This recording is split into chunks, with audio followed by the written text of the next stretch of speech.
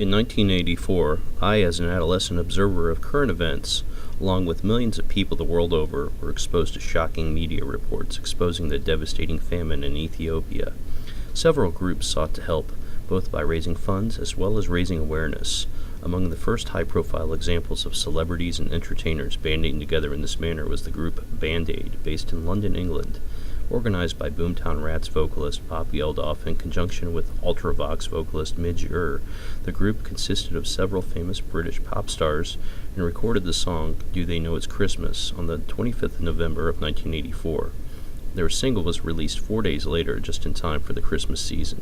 Soon afterwards, actor and activist Harry Belafonte, along with professional fundraiser Ken Cragen, formed a similar project, which came to be known as USA for Africa. The two sought to duplicate the success of Band Aid and charged Lionel Richie and Michael Jackson with the writing of the song We Are the World. In late January of 1985, legendary producer and arranger Quincy Jones presided over the recording session, which produced a single which sold well over 20 million copies following its March 1985 release. In response, several other musical genres and subgenres saw common cause with those in Band Aid and USA for Africa. These include, but aren't limited to, those in country music, Latin, reggae, heavy metal, gospel, and contemporary Christian pop music, not to mention the project Northern Lights, the Canadian answer to Band Aid and USA for Africa. Several artists in various genres, whether or not they were connected to any of the aforementioned projects, held benefit concerts. All in all, USA for Africa raised over $50 million, and associated projects raised an additional $200 million. 90% of the funds raised were allocated toward aiding African famine relief, with the remaining 10% used to aid the hungry in the United States. The aid to Africa, including that to Ethiopia, was used to provide urgent assistance to the hungry, including grain shipments. In addition, supplies such as seeds and farming equipment were purchased in order to provide long-term assistance to the problem of famine. In the intervening years, I've always wondered how effective the aforementioned efforts were at actually stemming famine in Ethiopia. First, it is important to understand that while the celebrities and everyday citizens who contributed to fundraising and spreading of awareness probably had their hearts in the right places, most of them were largely unaware of the social, economic, and political realities surrounding the Ethiopian famine. Most of them were under the illusion that a drought was the sole cause of said famine. In reality, a devastating drought had merely exacerbated a long-standing crisis involving land use, economic policy, and external and internal conflict involving Ethiopia and its neighbors.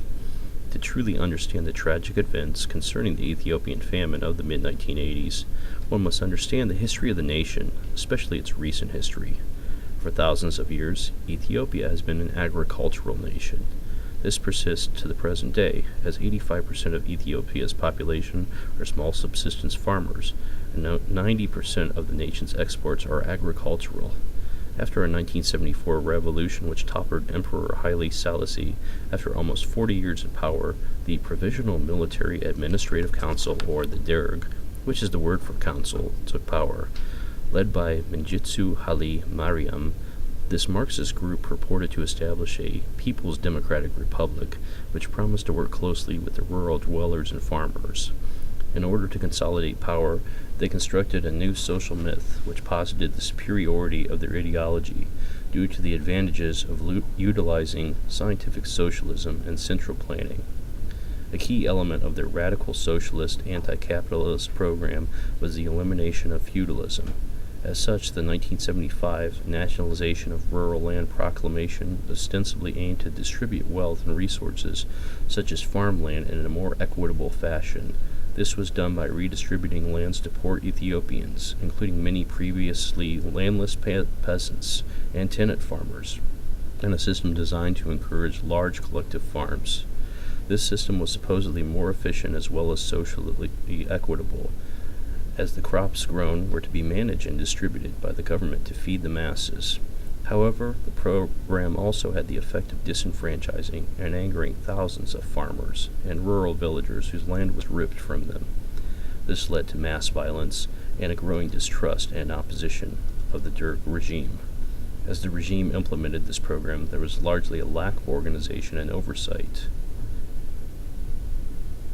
Only 2 to 4% of the total governmental budget was devoted to agriculture, with the rest devoted toward developing infrastructure, including modern communication systems. As a consequence, production of crops including coffee, seed oils, and grains fell dramatically. The production of teff, a grain which is a staple foodstuff in Ethiopia, fell by 60%. These economic and political matters led to the famine of the mid-1980s. Other man-made causes which led to the famine were overforestation, as well as overfarming by many of the inexperienced farmers driven to produce as much as possible on their respective plots of land. The drought, which began in 1982, merely exacerbated these existing problems. Furthermore, while there were indeed environmental factors at play, political factors played a much larger role in creating the phenomenon of what became a nationwide famine, which killed over 400,000 people. It is estimated that at least half of these deaths can be attributed to political factors.